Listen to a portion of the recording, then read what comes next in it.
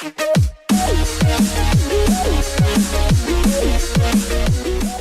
Students, ഇന്ന് ഈ വീഡിയോയിലൂടെ നമ്മൾ ഡിസ്കസ് ചെയ്യുന്നത് സെക്കൻഡ് ഇയർ കമ്പ്യൂട്ടർ ആപ്ലിക്കേഷൻ സബ്ജക്റ്റിലുള്ള ഡാറ്റാബേസ് മാനേജ്മെൻറ്റ് സിസ്റ്റം DBMS, അതുപോലെ തന്നെ സ്ട്രക്ചേർഡ് ക്വറി ലാംഗ്വേജ് SQL, ഈ രണ്ട് ചാപ്റ്ററുകളിൽ നിന്നുള്ള മുമ്പ് ഫൈനൽ എക്സാമിന് ചോദിച്ചിട്ടുള്ള 5 മാർക്കിൻ്റെ ചോദ്യങ്ങളും അവയുടെ ഉത്തരങ്ങളുമാണ്.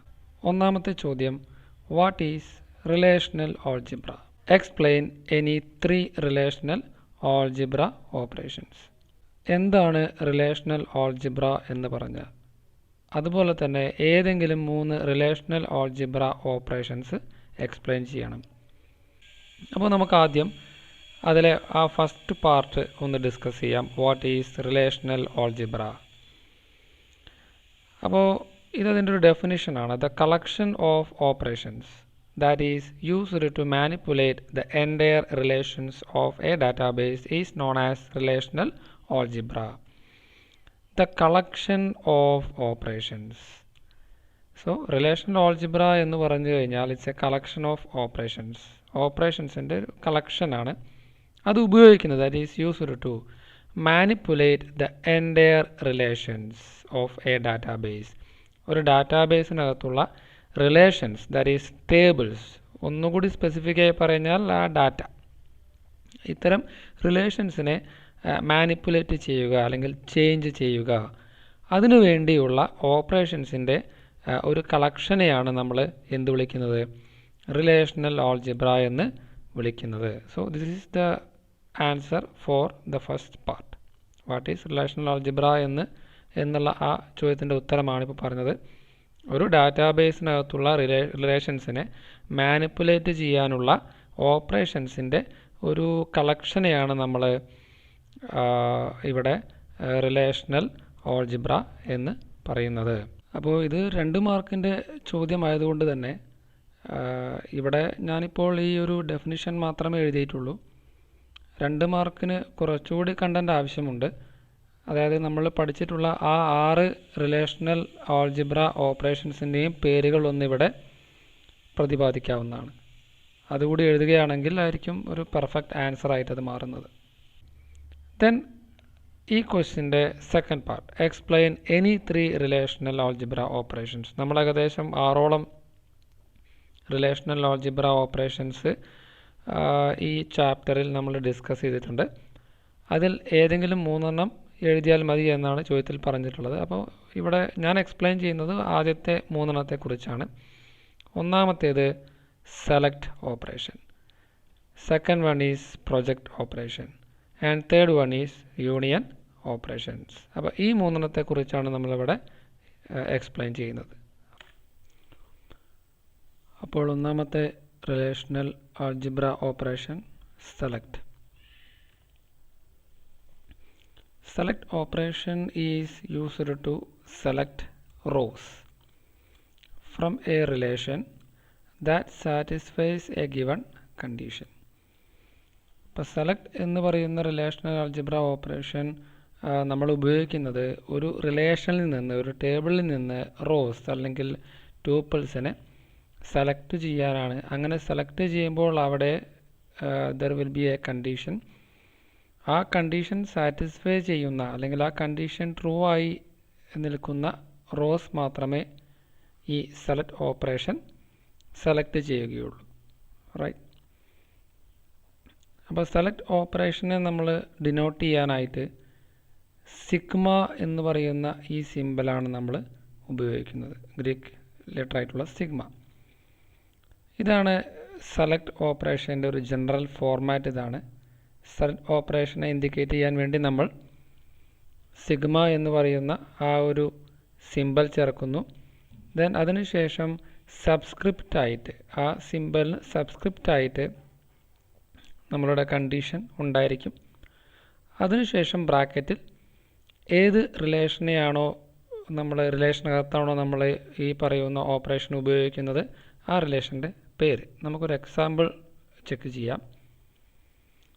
Suppose we have A relation student എന്ന പേരുള്ളൊരു ടേബിൾ അല്ലെങ്കിൽ റിലേഷൻ ഉണ്ട്. അപ്പോൾ ആ റിലേഷനകത്ത് നമ്മൾ സെലക്ട് ഓപ്പറേഷൻ അപ്ലൈ ചെയ്യുകയാണെങ്കിൽ ഇങ്ങനെയായിരിക്കും ഇത് വരുന്നത്. സെലക്ട് എന്നതിന് പകരം സിഗ്മ സിമ്പൽ. ദെൻ ഇവിടെ നമുക്ക് കണ്ടീഷൻ ഉണ്ടായിരുന്നു. ആ കണ്ടീഷൻ എക്സാക്ട്ലി എഴുതുന്നത് ഇങ്ങനെയാണ്: result equal to EHS, which means result എന്ന് പറയുന്ന ആ കോളം, സ്റ്റുഡൻറ്റ് എന്ന് പറയുന്ന ആ ടേബിളിൻ്റെ ഉള്ളിലുള്ള റിസൾട്ട് കോളത്തിൽ EHS എന്ന് വരുന്ന റോസ് മാത്രമേ ഈ ഒരു ഓപ്പറേഷൻ ഇപ്പോൾ സെലക്ട് ചെയ്യുകയുള്ളൂ.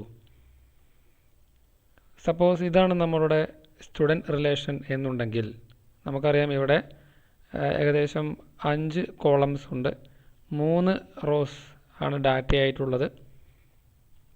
റിസൾട്ട് എന്ന് പറയുന്ന കോളം ഇതാണ്. അപ്പോൾ ഈ എഴുതിയ സെലക്ട് ഓപ്പറേഷൻ പ്രകാരം നമുക്ക് ഇത് കാണുമ്പോൾ തന്നെ അറിയാം, കണ്ടീഷൻ ഇതാണ്: EHS എന്ന് വരണം റിസൾട്ട് എന്നുള്ള കോളത്തിൽ.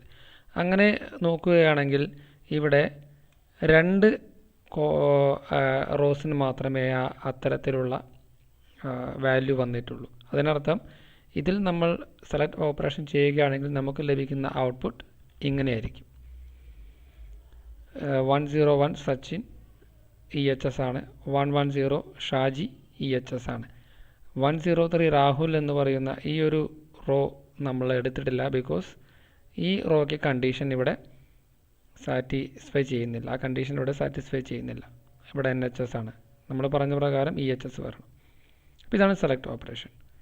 ഇനി രണ്ടാമത്തേത് പ്രൊജക്റ്റ് ഓപ്പറേഷൻ.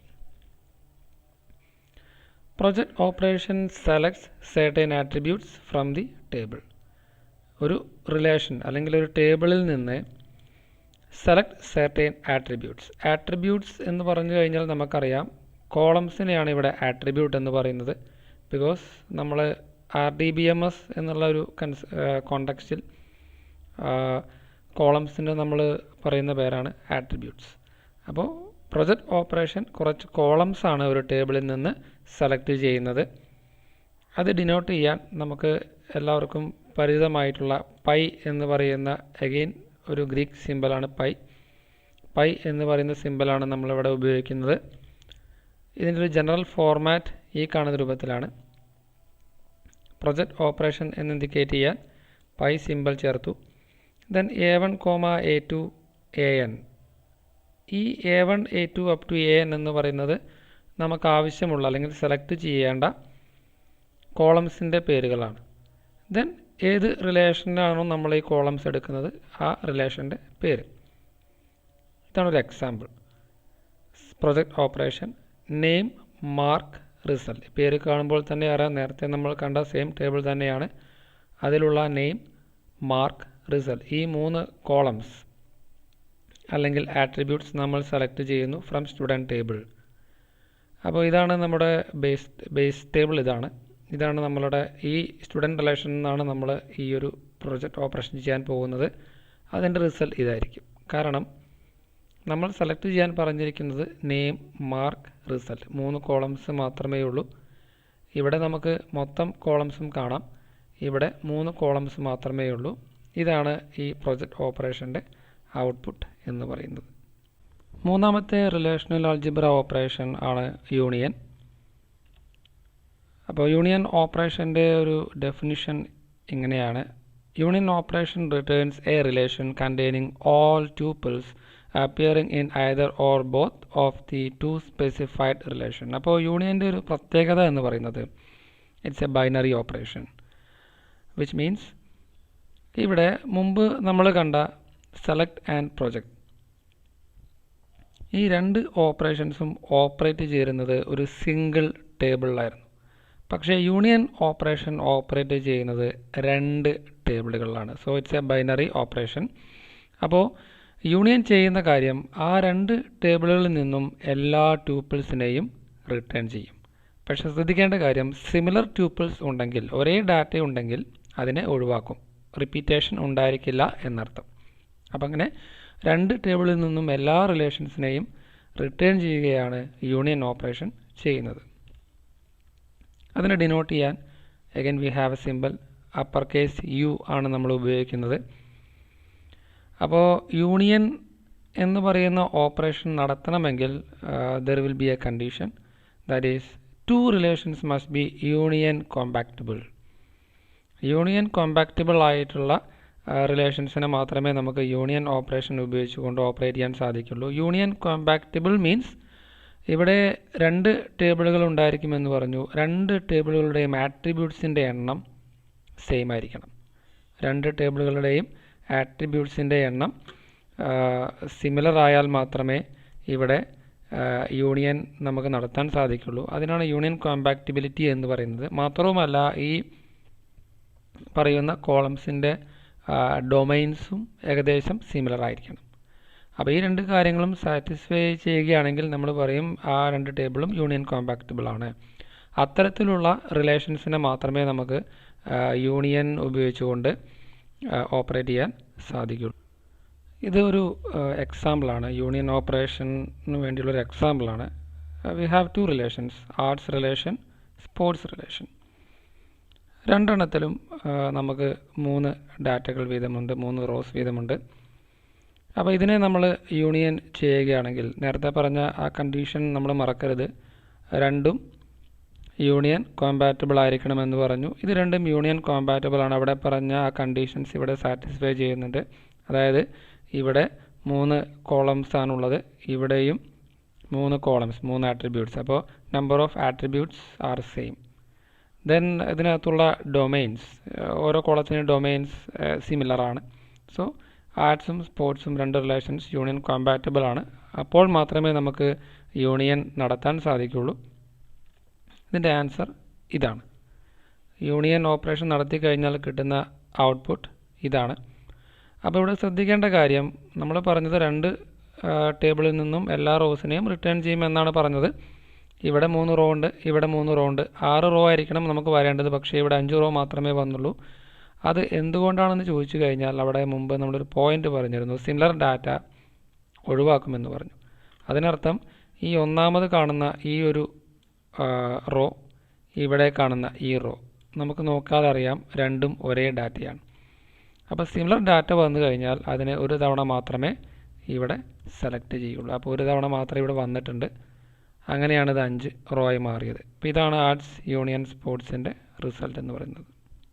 നമ്മുടെ മൂന്നാമത്തെ ചോദ്യം, explain the components of DBMS.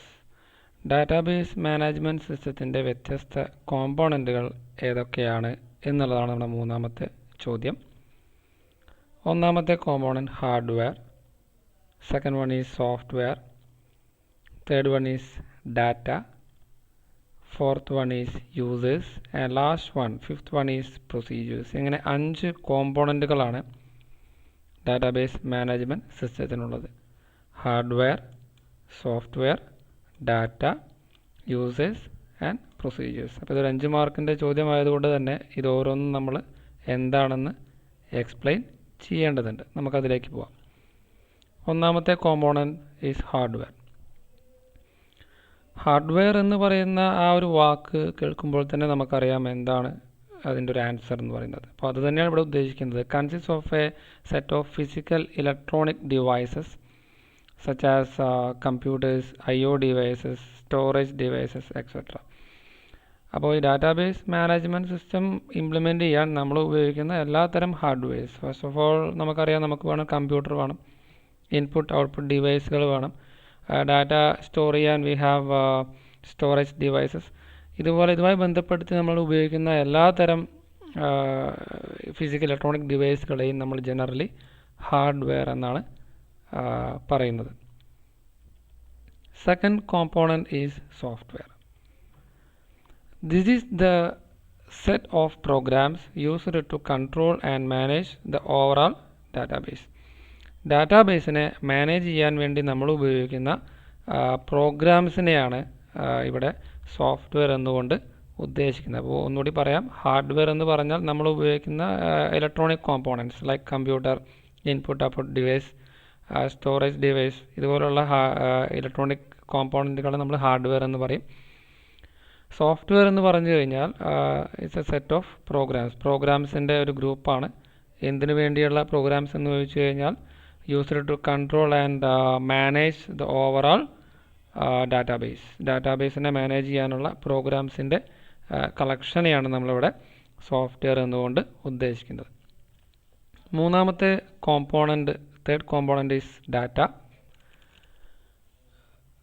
Of course most important component. നമുക്കറിയാം ഡാറ്റാബേസ് മാനേജ്മെൻറ്റ് സിസ്റ്റത്തിൻ്റെ ഒരു എയിം തന്നെ ഡാറ്റ സ്റ്റോർ ചെയ്യുക എന്നുള്ളതാണ്. അപ്പോൾ ദ മോസ്റ്റ് ഇമ്പോർട്ടൻറ്റ് കോമ്പോണൻറ്റ് ഡാറ്റയാണ്, which includes operational data as well as meta data.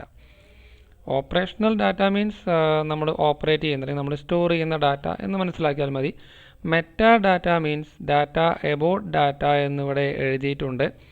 Data about data which means ഒരു ഉദാഹരണം പറയുകയാണെങ്കിൽ സപ്പോസ് നെയിം എന്നൊരു ഒരു ഡാറ്റ നമ്മൾ സൂക്ഷിക്കുകയാണെങ്കിൽ, അപ്പോൾ അതിൻ്റെ മെറ്റാ ഡാറ്റ എന്ന് പറയുന്നത് നെയിം എത്ര ലെങ്ത് ഉണ്ട്, എത്ര സൈസ് ഉണ്ട്, എപ്പോഴാണത് സ്റ്റോർ ചെയ്തത്. അതുപോലെ ആ ഡാറ്റയെക്കുറിച്ചുള്ള, നമ്മൾ എന്താണ് സ്റ്റോർ ചെയ്തത് ആ ഡാറ്റയെക്കുറിച്ചുള്ള ഡാറ്റയെയാണ് നമ്മൾ മെറ്റാ ഡാറ്റ എന്ന് പറയുന്നത്.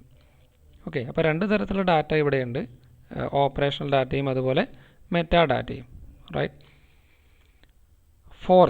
Fourth component is users, the persons who are accessing data using application programs. ഈ DBMS ഏതെങ്കിലും ഒരു ആപ്ലിക്കേഷൻ പ്രോഗ്രാം വഴി ആക്സസ് ചെയ്യുന്ന ആളുകളെയാണ് യൂസേഴ്സ് എന്ന് പറയുന്നത്. ഒരു ചെറിയൊരു ഉദാഹരണം പറയുകയാണെങ്കിൽ, നമ്മളൊരു ATM കാർഡ് ഉപയോഗിക്കുകയാണെങ്കിൽ നമ്മൾ ആക്ച്വലി യൂസറാണ്. ബിക്കോസ് നമ്മൾ ATM മെഷീനകത്തുള്ള ഒരു ആപ്ലിക്കേഷൻ പ്രോഗ്രാം ഉപയോഗിച്ചുകൊണ്ട് നമ്മളുടെ ബാങ്കിൻ്റെ DBMSനെ, ഡാറ്റാബേസിനെ നമ്മൾ ആക്സസ് ചെയ്യണം. അപ്പോൾ നമ്മളും ഒരു യൂസറായിട്ട് വേണമെങ്കിൽ നമുക്ക് കരുതാം. അപ്പോൾ ആരാണോ ഡാറ്റ ആക്സസ് ചെയ്യുന്നത് ഒരു ആപ്ലിക്കേഷൻ പ്രോഗ്രാം ഉപയോഗിച്ചുകൊണ്ട്, അവരെയാണ് നമ്മൾ യൂസേഴ്സ് എന്ന് പറയുന്നത്. അവസാനത്തെ കോമ്പോണൻ്റാണ് പ്രൊസീജിയേഴ്സ്. പ്രൊസീജിയേഴ്സ് അതുപോലെ ഒരു ലെങ്തി ആയിട്ടുള്ളൊരു ഡെഫിനിഷനാണ് എഴുതിയിട്ടുള്ളത്. സംഗതി വളരെ സിമ്പിളാണ്. Procedures refer to general instructions. ഇത് മാത്രം, ഈ ഒരു പോയിന്റ് മാത്രം ഓർത്താൽ മതി. അപ്പോൾ ജനറൽ ഇൻസ്ട്രക്ഷൻസിനാണ് പ്രൊസീജിയേഴ്സ് എന്ന് പറയുന്നത്. അതിനർത്ഥം ഈ ഡാറ്റാബേസ് എങ്ങനെ, DBMS എങ്ങനെ ഉപയോഗിക്കണം, അതിനുള്ള പ്രൊസീജിയേഴ്സ്, അതിനുള്ള വ്യത്യസ്ത വഴികൾ, എങ്ങനെയാണ് അത് സെറ്റപ്പ് ചെയ്യേണ്ടത്, ഇൻസ്റ്റാൾ ചെയ്യേണ്ടത്, അതിലേക്ക് ലോഗിൻ ചെയ്യേണ്ടത്, ലോഗൗട്ട് ചെയ്യേണ്ടത്, അതുപോലെ എങ്ങനെ ബാക്കപ്പ് എടുക്കണം. ചുരുക്കി പറഞ്ഞാൽ ആ ഒരു DBMS പാക്കേജിൻ്റെ ഒരു യൂസർ മാനുവൽ എന്ന് വേണമെങ്കിൽ പറയാം. അത് എങ്ങനെ കൈകാര്യം ചെയ്യണമെന്ന് എഴുതി വെച്ചിട്ടുള്ള ആ ഒരു കാര്യത്തെയാണ് നമ്മൾ പ്രൊസീജിയേഴ്സ് എന്ന് പറയുന്നത്. അപ്പോൾ ആ പ്രൊസീജിയർ അനുസരിച്ചുകൊണ്ട് മാത്രമേ നമുക്ക് ആ DBMSനെ ആക്സസ് ചെയ്യാനും അതിലോരോരോ കാര്യങ്ങൾ ചെയ്യാനും സാധിക്കുള്ളൂ. അപ്പോൾ ഇതിനാണ് നമ്മൾ പ്രൊസീജിയേഴ്സ് എന്ന് പറയുന്നത്. റൈറ്റ്. അപ്പോൾ ഇതാണ് 5 കോമ്പോണൻറ്റ്, DBMSൻ്റെ 5 കോമ്പോണൻറ്റ്സ്. ഓക്കെ, നമുക്ക് നമ്മുടെ അടുത്ത ചോദ്യത്തിലേക്ക് കടക്കാം. The structure of the table employee is given below. താഴെ ഒരു എംപ്ലോയി എന്നു പേരുള്ള ടേബിളിൻ്റെ ഒരു സ്ട്രക്ചർ കൊടുത്തിട്ടുണ്ട്. 5 ഫീൽഡുകൾ, 5 ആട്രിബ്യൂട്ട്സ്, 5 കോളംസ് നമുക്കുണ്ട്. Employee code, employee name, basic pay, DA, gross pay. ഇത്രയാണ് കോളംസ്. ഓരോന്നിൻ്റെയും കറസ്പോണ്ടിങ് ആയിട്ടുള്ള ഡാറ്റ ടൈപ്പുകളും കൊടുത്തിട്ടുണ്ട്. അതിന് താഴെ 5 ചോദ്യങ്ങൾ തന്നിട്ടുണ്ട്. നമ്മൾ ചെയ്യേണ്ടത് ആ 5 ചോദ്യങ്ങൾക്കുള്ള SQL സ്റ്റേറ്റ്മെൻറ്റുകൾ എഴുതുക എന്നുള്ളതാണ്. നമുക്ക് ഓരോരോ സ്റ്റേറ്റ്മെൻറ്റായിട്ട് പരിശോധിക്കാം. നമ്മുടെ ഒന്നാമത്തെ question A, insert a record into the table. ടേബിളിലേക്ക് ഒരു റെക്കോർഡ് ഇൻസേർട്ട് ചെയ്യണം. അപ്പോൾ ഇവിടെ നമ്മളെ ടേബിൾ കൊടുത്തിട്ടുണ്ട്. ഇതൊരു റെഫറൻസിന് വേണ്ടി ഇവിടെ കൊടുത്തതാണ്. അപ്പോൾ ഒരു സിംഗിൾ റെക്കോർഡാണ് ഇൻസേർട്ട് ചെയ്യാൻ പറഞ്ഞത്, പ്രത്യേകിച്ച് വേറൊന്നും പറഞ്ഞിട്ടില്ല. അപ്പോൾ നമുക്കറിയാം, നമ്മൾ ഡാറ്റ ഇൻസേർട്ട് ചെയ്യാൻ നമ്മൾ ഉപയോഗിക്കുന്ന കമാൻഡ് ഇൻസേർട്ട് ഇൻടു കമാൻഡാണ്. Insert into command. അപ്പോൾ ഇൻസേർട്ട് ഇൻടു കമാൻഡിന് പലതരത്തിലുള്ള സിൻടാക്സുകൾ നമ്മൾ പഠിച്ചിട്ടുണ്ട്. അപ്പോൾ ഇവിടെ ഉപയോഗിച്ചിരിക്കുന്ന അതിലുള്ളൊരു സിൻടാക്സ് ആണ്. അപ്പോൾ ഇൻസേർട്ട് ഇൻടു കമാൻഡ് എഴുതി എവിടേക്കാണ് നമ്മൾ ഇൻസേർട്ട് ചെയ്യുന്നത്, ആ ടേബിളിൻ്റെ പേര് എഴുതി എംപ്ലോയി. അപ്പോൾ ഇൻസേർട്ട് ഇൻടു എംപ്ലോയി. ദെൻ വേണമെങ്കിൽ നമുക്ക് കോളം നെയിംസ് സ്പെസിഫൈ ചെയ്യാം. അപ്പോൾ അതിന് ഇവിടെ ഈ ഒരു കേസിൽ അത് സ്പെസിഫൈ ചെയ്തുകൊണ്ട് പ്രത്യേകിച്ച് നമുക്ക് നേട്ടങ്ങളൊന്നും തന്നെയില്ല. കാരണം നമുക്ക് എല്ലാ കോളത്തിലേക്കും വാല്യൂസ് ആവശ്യമുണ്ട്. അപ്പോൾ അത് സ്പെസിഫൈ ചെയ്യേണ്ട ആവശ്യമില്ല. നേരെ വാല്യൂസ് നമ്മൾ കൊടുക്കുന്നു, ബ്രാക്കറ്റ് ഓപ്പൺ ചെയ്തു. ഒന്നാമത്തത് എംപ്ലോയി കോഡാണ്, ഞാനിവിടെ 101 എന്ന് കൊടുത്തു. രണ്ടാമത്തത് നെയിമാണ്, ജെയിംസ്, അതൊരു സ്ട്രിങ് ആയതുകൊണ്ട് ഇൻവെർട്ടർ കോമ ഇട്ടു, comma. Next is basic pay, numeric ആണ്, 12,000 എന്ന് കൊടുത്തു. DA ഒരു ഫിഗർ 2,000 എന്ന് കൊടുത്തു. ദെൻ ഗ്രോസ് പേ രണ്ടും ചേർത്തുകൊണ്ട് 14,000, ബ്രാക്കറ്റ് ക്ലോസ് ചെയ്തു, സെമികോളൻ. ഇനി എൻ്റർ കീ പ്രസ് ചെയ്ത് കഴിഞ്ഞാൽ ഈ എഴുതിയ ഇത്രയും ഡാറ്റ നമ്മുടെ ഒന്നാമത്തെ റെക്കോർഡായി ഈ എംപ്ലോയി ടേബിളിലേക്ക് ഇൻസേർട്ട് ചെയ്യപ്പെടും. അപ്പോൾ ഇങ്ങനെയാണ് ഇൻസേർട്ട് ഇൻറ്റു കമാൻഡ് ഉപയോഗിച്ചുകൊണ്ടാണ് നമ്മൾ റെക്കോർഡ്സിനെ ടേബിളിലേക്ക് ഇൻസേർട്ട് ചെയ്യുന്നത്. നമ്മുടെ രണ്ടാമത്തെ question B, update DA with 60% of basic pay. അപ്പോൾ നമ്മളോട് അപ്ഡേറ്റ് ചെയ്യാൻ പറഞ്ഞത് DA എന്ന് പറയുന്ന കോളം, ഈ DA കോളമാണ്. അത് അപ്ഡേറ്റ് ചെയ്യേണ്ടത് 60% ഓഫ് ബേസിക് പേ എന്ന് പറഞ്ഞാൽ ബേസിക് പേയുടെ 60% വെച്ച് DA അപ്ഡേറ്റ് ചെയ്യണം. അഗെയിൻ നമ്മൾ ഉപയോഗിക്കുന്ന കമാൻഡ് അപ്ഡേറ്റ് കമാൻഡാണ്.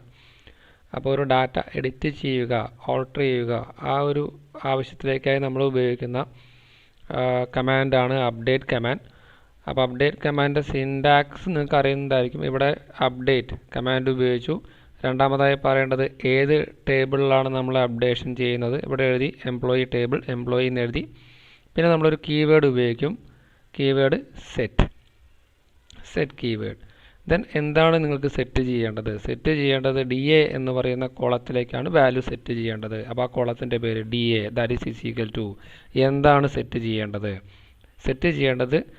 ബേസിക് പേയുടെ 60%. അപ്പോൾ നമ്മളൊരു സിമ്പിൾ മാത്തമാറ്റിക്സ് ആണ്. ബേസിക് പേ എന്നുള്ള കോൾ എടുത്തു, into 60/100, then semicolon. Enter key press ചെയ്താൽ ബേസിക് പേയിലുള്ള വാല്യൂ എടുക്കുന്നു, അതിൻ്റെ 60% കാണുന്നു, അത് നേരെ DAയിലേക്ക് അപ്ഡേറ്റ് ചെയ്യുന്നു. ഇപ്പോൾ ശ്രദ്ധിക്കേണ്ട കാര്യം, ഇവിടെ സിൻടാക്സ് അറിയുന്ന ആളുകൾക്ക് അറിയാം, ഇവിടെ ഒരു വേർ എന്ന് പറയുന്ന ഒരു ഓപ്ഷണൽ ക്ലോസ് ഉണ്ട്, വേർ ക്ലോസ്.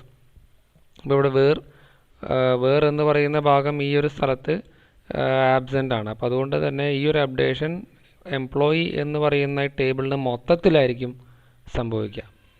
മൊത്തം ഡാറ്റയ്ക്കും DA, മൊത്തം ടേബിളിനകത്തും DA എന്ന് പറയുന്ന ഈ കോളം ബേസിക് പേയുടെ 60% സെറ്റ് ചെയ്യപ്പെടും. ഓക്കെ, ഇതാണ് അതിൻ്റെ അടുത്ത ചോദ്യം. ദെൻ മൂന്നാമത്തെ question, display the details of employees whose basic pay is greater than 20,000. അപ്പോൾ നമുക്ക് കുറച്ച് എംപ്ലോയീസിൻ്റെ ഡീറ്റെയിൽസ് ഡിസ്പ്ലേ ചെയ്യണം. അപ്പോൾ അവിടെ ഒരു കണ്ടീഷൻ പറഞ്ഞു, എല്ലാ ഡീറ്റെയിൽസും നമുക്ക് കാണേണ്ട ആവശ്യമില്ല. Basic pay is greater than 20,000. Basic pay എന്ന് പറയുന്ന ഈ ഒരു കോളത്തിൽ 20,000-ൽ കൂടുതൽ വാല്യൂ ഉള്ള, 20,000 വന്നാൽ പോലും നമുക്ക് ആവശ്യമില്ല, ഗ്രേറ്റർ ദാൻ 20,000 എന്നുള്ള ഒരു കണ്ടീഷൻ സാറ്റിസ്ഫൈ ചെയ്യുന്ന ആളുകളെ മാത്രം കണ്ടാൽ മതി. അപ്പോൾ ഡീറ്റെയിൽസ് എന്നാണ് പറഞ്ഞത്, പ്രത്യേകിച്ച് ഇന്ന കോളം എന്ന് പറഞ്ഞിട്ടില്ല. വിച്ച് മീൻസ് നമുക്ക് എല്ലാ ഡാറ്റയും കാണേണ്ടതുണ്ട്. സോ അഗെയിൻ ഡാറ്റ നമ്മൾ എന്ത് ചെയ്യുന്നു, റിട്രീവ് ചെയ്യാൻ നമ്മൾ ഉപയോഗിക്കുന്ന കമാൻഡ് സെലക്ട് കമാൻഡാണ്, എല്ലാവർക്കും അറിയും. സെലക്ട്, ദെൻ നേരത്തെ നമ്മൾ സ്റ്റാറിൻ്റെ കേസ് പറഞ്ഞതാണ്, സ്റ്റാർ നമുക്ക് എല്ലാം കാണണം. സോ സ്റ്റാർ എന്ന് കൊടുത്തു. ഫ്രം ടേബിളിൻ്റെ പേര് എംപ്ലോയി, എവിടെ നിന്നാണ് എടുക്കേണ്ടത്, എംപ്ലോയി ടേബിളിൽ നിന്നാണ്. അപ്പോൾ ഈ ഒരു വേർ ക്ലോസ് ഇല്ലെങ്കിൽ സംഭവിക്കുക എല്ലാ ഡാറ്റയും ഡിസ്പ്ലേ ചെയ്യും. നമ്മളൊരു കണ്ടീഷൻ പറഞ്ഞു, എല്ലാ ഡീറ്റെയിൽസും നമുക്ക് കാണേണ്ട ആവശ്യമില്ല. 20,000-ൽ കൂടുതൽ, ബേസിക് പേ 20,000-ൽ കൂടുതലുള്ള ഡാറ്റ മാത്രം കണ്ടാൽ മതി. സോ അവിടെ കണ്ടീഷൻ നമ്മൾ വേർ ക്ലോസ് ഉപയോഗിച്ചുകൊണ്ട് ഫിക്സ് ചെയ്തു, where basic pay greater than 20,000. So ഈ ഒരു കണ്ടീഷൻ സാറ്റിസ്ഫൈ ചെയ്യുന്ന റോസ് അല്ലെങ്കിൽ റെക്കോർഡ്സ് അല്ലെങ്കിൽ ട്യൂപ്പിൾസ് മാത്രമേ ഈ സെലക്ട് കമാൻഡ് സെലക്ട് ചെയ്യുകയുള്ളൂ. ദെൻ നമ്മുടെ അടുത്ത question, rename the table employee to EMP details. അപ്പോൾ നമുക്ക് റീനെയിം ചെയ്യണം, ടേബിളിൻ്റെ പേരൊന്ന് ചേഞ്ച് ചെയ്യണം. നിലവിൽ നമ്മളുടെ ടേബിളിൻ്റെ പേര് എംപ്ലോയി എന്നാണ്, അത് EMP ഡീറ്റെയിൽസ് എന്നാക്കി ചേഞ്ച് ചെയ്യണം, ടേബിളിനെ റീനെയിം ചെയ്യണം. അപ്പോൾ ടേബിളിനെ ഓൾട്ടർ ചെയ്യാൻ നമ്മൾ ഉപയോഗിക്കുന്ന കമാൻഡ് ഓൾട്ടർ ടേബിൾ എന്ന് പറയുന്ന കമാൻഡാണ്, ഓൾട്ടർ ടേബിൾ കമാൻഡ്. ഓൾട്ടർ ടേബിളിന് പല പല ഉപയോഗങ്ങളുണ്ട്. ഇവിടെ നമ്മൾ ഉപയോഗിക്കുന്നത് നെയിം ചേഞ്ച് ചെയ്യാനാണ്. നമുക്ക് കോളം പുതുതായിട്ട് ആഡ് ചെയ്യാം, ഒരു കോളം വേണമെങ്കിൽ ഡിലീറ്റ് ചെയ്യാം, അതിൻ്റെ ഡാറ്റ ടൈപ്പ് വേണമെങ്കിൽ ചേഞ്ച് ചെയ്യാം, കൺസ്ട്രെയിൻസ് വേണമെങ്കിൽ ആഡ് ചെയ്യാം, ചേഞ്ച് ചെയ്യാം. ഈ കാര്യങ്ങൾക്കെല്ലാം തന്നെ ഓൾട്ടർ ടേബിൾ കമാൻഡാണ് നമ്മൾ ഉപയോഗിക്കുക. അപ്പോൾ ഓൾട്ടർ ടേബിൾ കമാൻഡ് സിൻടാക്സ് എല്ലാവർക്കും അറിയാം. ഇവിടെ അത് ഇപ്പോൾ നമ്മൾ പറയുന്നില്ല, നേരെ ആ ക്വറിയിലേക്ക് നമ്മൾ പോവുകയാണ്. ഓൾട്ടർ ടേബിൾ അടുത്ത് പറയുന്നത് ടേബിളിൻ്റെ പേരാണ്, നിലവിൽ മാറിയിട്ടില്ല. അപ്പോൾ പഴയ ടേബിളിൻ്റെ പേര് തന്നെയാണ് എംപ്ലോയി. ദെൻ നമ്മളവിടെ ഒരു ചെറിയൊരു കീവേഡ് ഉപയോഗിക്കും, റീനെയിം ടു. എന്താണ് റീനെയിം ചെയ്യേണ്ടത്? റീനെയിം ടു അല്ലെങ്കിൽ എന്താണ് ആ പുതിയ പേര്? എന്താണ്? EMP details. അപ്പോൾ സംഭവിക്കുന്നത് എംപ്ലോയി എന്നിപ്പോൾ നിലവിലുള്ള ടേബിളിൻ്റെ പേര് ഈ ഒരു ക്വറി എക്സിക്യൂട്ട് ചെയ്ത് കഴിയുമ്പോൾ ഓട്ടോമാറ്റിക്കലി EMP ഡീറ്റെയിൽസ് എന്നായിട്ട് മാറും. ഓക്കെ, അപ്പോൾ ഇതാണ് അതിൻ്റെ ഒരു ആൻസർ. അപ്പോൾ അങ്ങനെ റീനെയിം ചെയ്യാൻ നമ്മൾ ഉപയോഗിക്കുന്ന കമാൻഡ് ഓൾട്ടർ ടേബിൾ. നമ്മുടെ അടുത്ത ചോദ്യം. അപ്പോൾ ഈ ക്വസ്റ്റ്യന് 3 ഭാഗങ്ങളുണ്ട്, ABC. ഒന്നാമത്തെ ഭാഗം define constraints in SQL. Second part list any 4 constraints. ഏതെങ്കിലും 4 കൺസ്ട്രെയിൻസിൻ്റെ പേര് അവിടെ മെൻഷൻ ചെയ്യുക. Then column constraints and table constraints തമ്മിലുള്ള comparison. Compare column constraints and table constraints. നമുക്ക് ഓരോന്നായി ചെക്ക് ചെയ്യാം. First one, constraints. അപ്പോൾ കൺസ്ട്രെയിൻസ് എന്ന് പറഞ്ഞാൽ എന്താണ്?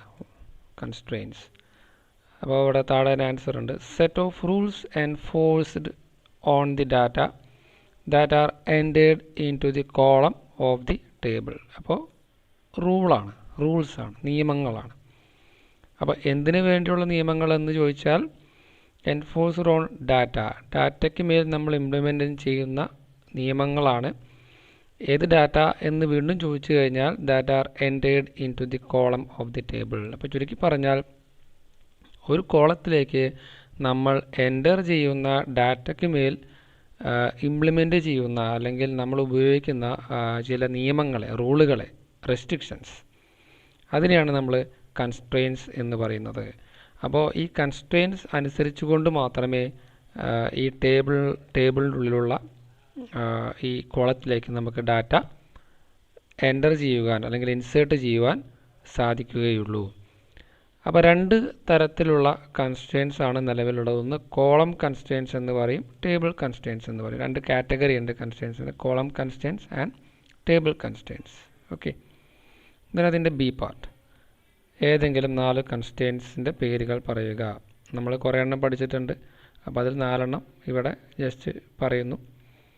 Not null, second one is default, then third one unique, then primary key.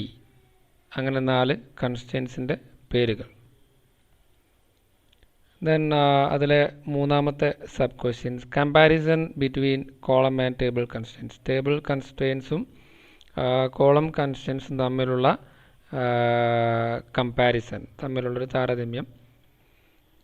അപ്പോൾ ആദ്യമായി പറയുന്നത് കോളം കൺസ്ട്രെയിൻസ് എന്താണ്? Applied only to individual columns. ആ പേര് സൂചിപ്പിക്കുന്ന പോലെ തന്നെ നമ്മൾ ഇൻഡിവിജ്വൽ കോളംസിനാണ് ആ റൂൾസ് നമ്മൾ അപ്ലൈ ചെയ്യുക, കോളം കൺസ്ട്രെയിൻസ് അപ്ലൈ ചെയ്യുക. നേരെ മറിച്ച് ടേബിൾ കൺസ്ട്രെയിൻസ് ആണെങ്കിൽ applied not only on individual columns but also on group of columns. So that's the difference. ഇവിടെ പറഞ്ഞു ഇൻഡിവിജ്വൽ കോളംസിനാണ് നമ്മൾ അപ്ലൈ ചെയ്യുന്നത്. ഇവിടെ ഇത്ര വ്യത്യാസമുള്ളൂ. ടേബിൾ കൺസ്ട്രെയിൻസിലേക്ക് മാറുമ്പോൾ അത് ഇൻഡിവിജ്വൽ കോളംസിനും വേണമെങ്കിൽ അപ്ലൈ ചെയ്യാം, നമുക്ക് ഗ്രൂപ്പ് ഓഫ് കോളംസിന് വേണമെങ്കിലും അപ്ലൈ ചെയ്യാം. ഓക്കെ, 2 ഓപ്ഷൻസ് ഉണ്ട്. നമുക്ക് ഇൻഡിവിജ്വൽ കോളം ഇവിടെ പറഞ്ഞ പോലെ ഇവിടെ അപ്ലൈ ചെയ്യാം, അതുപോലെ തന്നെ ഒന്നിലധികം കോളംസിന് ഒരുമിച്ച് എന്ത് ചെയ്യാം, ഈ കൺസ്ട്രെയിൻസ് നമുക്ക് അപ്ലൈ ചെയ്യാം. ഓക്കെ, ദെൻ അത് എഴുതുന്ന സ്ഥലം, return after the data type of the column. എവിടെയാണ് കോളം കൺസ്ട്രെയിൻസ് നമ്മൾ എഴുതുന്നത്? നമുക്കറിയാം ക്രിയേറ്റ് ടേബിൾ കമാൻഡിലാണ് കോളത്തിൻ്റെ പേരൊക്കെ നമ്മൾ സ്പെസിഫൈ ചെയ്യാറുള്ളത്. അങ്ങനെ കോളത്തിൻ്റെ പേര് പറഞ്ഞ ശേഷം അടുത്ത് നമ്മൾ ഡാറ്റ ടൈപ്പാണ് സാധാരണ എഴുതാറുള്ളത്.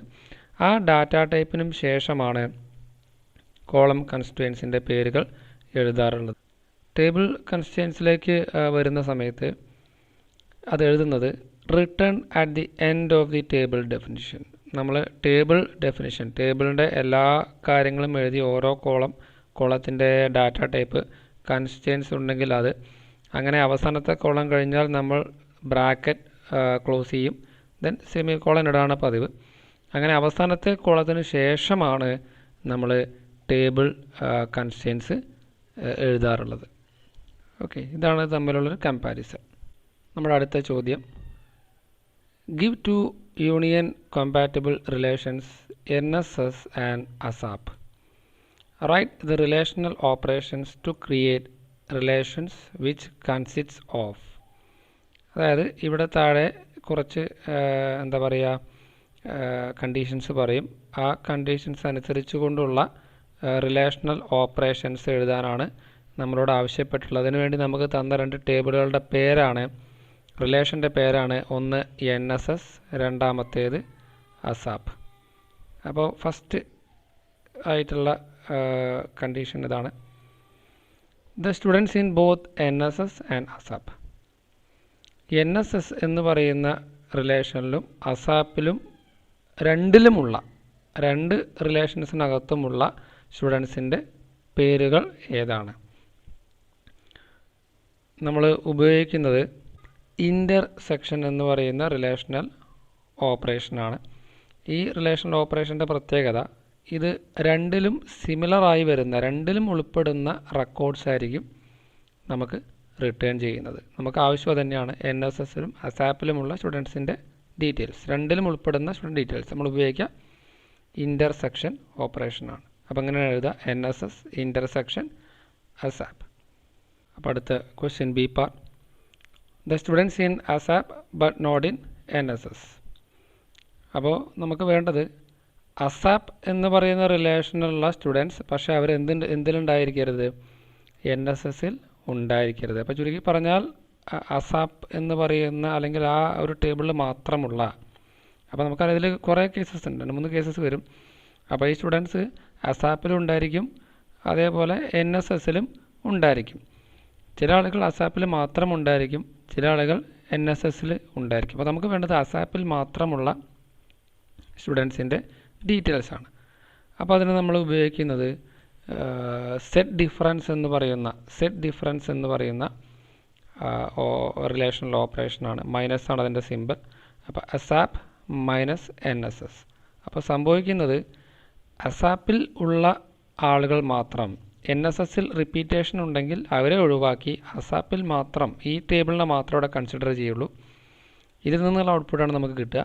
അപ്പോൾ ASAPൽ മാത്രം, ഈ ആ റിലേഷനകത്ത് മാത്രമുള്ള സ്റ്റുഡൻസിൻ്റെ ഡീറ്റെയിൽസ് നമുക്ക് റിട്ടേൺ ആയിട്ട് വരും. അപ്പോൾ നോക്കേണ്ട കാര്യം, വന്ന ആ ഒരു ഡീറ്റെയിൽസ് നോക്കുകയാണെങ്കിൽ അതിലുള്ള ഒരു ആൾ പോലും NSSൽ ഉണ്ടായിരിക്കില്ല, ASAPൽ മാത്രമായിരിക്കും ഉണ്ടായിരിക്കുക. അപ്പോൾ നമ്മൾ ഉപയോഗിക്കുന്നത് സെറ്റ് ഡിഫറൻസ് എന്ന് പറയുന്ന ഈ ഒരു ഓപ്പറേഷനാണ് ഉപയോഗിക്കുക.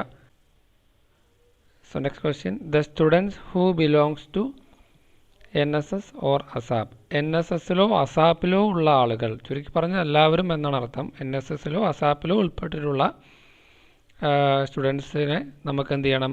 ഡിസ്പ്ലേ ചെയ്യണം. അപ്പോൾ നമ്മൾ അതിൻ്റെ ഒരു ബേസിക് ആയിട്ട് ഇതാണ്. രണ്ടിലും എന്ന് പറഞ്ഞാൽ, ചുരുക്കി പറഞ്ഞാൽ മൊത്തം ആ 2 ടേബിൾ ഒരുമിച്ചെടുക്കണം. അതിനുവേണ്ടി നമ്മൾ ഉപയോഗിക്കുക യൂണിയൻ ഓപ്പറേഷനാണ്. അപ്പോൾ യൂണിയൻ ഓപ്പറേഷൻ ASAP എന്ന് പറയുന്ന റിലേഷനെയും NSS എന്ന് പറയുന്ന റിലേഷനെയും കമ്പൈൻ ചെയ്തുകൊണ്ട് ഒരു പുതിയ റിലേഷനാണ് നമുക്ക് റിട്ടേൺ ചെയ്യുക. അപ്പോൾ ശ്രദ്ധിക്കേണ്ട കാര്യം, ASAP ആൻഡ് NSS എന്ന് പറയുന്നതിൽ എവിടെയെങ്കിലും റിപ്പീറ്റേഷൻ, ഒരേ ഡാറ്റ വരുന്നുണ്ടെങ്കിൽ ആ ഡാറ്റ ഒരു തവണ മാത്രമേ ആവർത്തിച്ച് വരുള്ളൂ. അപ്പോൾ യൂണിയൻ ഓപ്പറേഷൻ നടത്തുകയാണെങ്കിൽ NSSലോ അല്ലെങ്കിൽ ASAPലോ ഉള്ള എല്ലാ റെക്കോർഡ്സും നമുക്ക് ഇവിടെ റിട്ടേൺ ആയിട്ട് വരും. അപ്പോൾ യൂണിയനാണ് നമ്മളിവിടെ ഉപയോഗിക്കുന്നത്, റൈറ്റ്. ദെൻ അടുത്ത question, what are the features of union compatible relation? അതിൻ്റെ ഡി പാർട്ടാണ്. യൂണിയൻ കോമ്പാറ്റിബിലിറ്റി എന്ന് പറയുന്ന ഒരു കൺസെപ്റ്റ് ഉണ്ട്. അപ്പോൾ അതിൻ്റെ ഫീച്ചേഴ്സ് എന്തൊക്കെയാണെന്നാണ് നമ്മളോട് ചോദിച്ചിട്ടുള്ളത്. അപ്പോൾ നേരത്തെ പറഞ്ഞ യൂണിയൻ ചെയ്യണമെങ്കിലും ഒക്കെ നമുക്ക് ഈ യൂണിയൻ കോമ്പാറ്റബിൾ ആയിട്ടുള്ള റിലേഷൻസിൽ അത് സാധിക്കുകയുള്ളൂ. അപ്പോൾ if to relations R union compatible, ഒന്നാമത്തെ കണ്ടീഷൻ യൂണിയൻ കോമ്പാറ്റബിൾ ആവണമെങ്കിൽ both of the tables should have same number of attributes. This is the first point. നമ്മൾ രണ്ട് ടേബിളിനെ എടുത്തുകൊണ്ട് യൂണിയൻ അല്ലെങ്കിൽ അതേപോലെയുള്ള ബൈനറി ഓപ്പറേഷൻസ് നടത്തുകയാണെങ്കിൽ ആ രണ്ട് ടേബിളിൻ്റെയും നമ്പർ ഓഫ് ആട്രിബ്യൂട്ട്സിൻ്റെ എണ്ണം തുല്യമായിരിക്കണം. നേരത്തെ നമ്മൾ കണ്ടു, നമ്മൾ NSS യൂണിയൻ അസാപ്പ് അല്ലെങ്കിൽ അസാപ്പ് യൂണിയൻ NSS ഒക്കെ ചെയ്തു. അങ്ങനെ ചെയ്യണമെങ്കിൽ NSS എന്ന് പറയുന്ന റിലേഷനിലും അസാപ്പ് എന്ന് പറയുന്ന റിലേഷനിലും സെയിം നമ്പർ ഓഫ് ആട്രിബ്യൂട്ട്സ്, കോളംസിൻ്റെ എണ്ണം തുല്യമായിരിക്കണം. അങ്ങനെ ഉണ്ടെങ്കിലേ നമുക്ക് യൂണിയൻ കോമ്പാറ്റബിൾ എന്ന് പറയാൻ പറ്റുള്ളൂ. അത് മാത്രം പോരാ, സെയിം ഡൊമെയിൻ, ആ ഓരോ ആട്രിബ്യൂട്ടിലും സെയിം ഡൊമെയിൻ എന്താണെന്ന് നിങ്ങൾ പഠിച്ചിട്ടുണ്ട്. അപ്പോൾ ഡൊമെയിൻ ഒരേപോലെ വരുന്ന ഒരേ നമ്പർ കോളംസ് ഉള്ള ടേബിളുകളെ മാത്രമേ നമുക്ക് യൂണിയൻ കോമ്പാറ്റബിൾ എന്ന് വിശേഷിപ്പിക്കാൻ സാധിക്കുകയുള്ളൂ.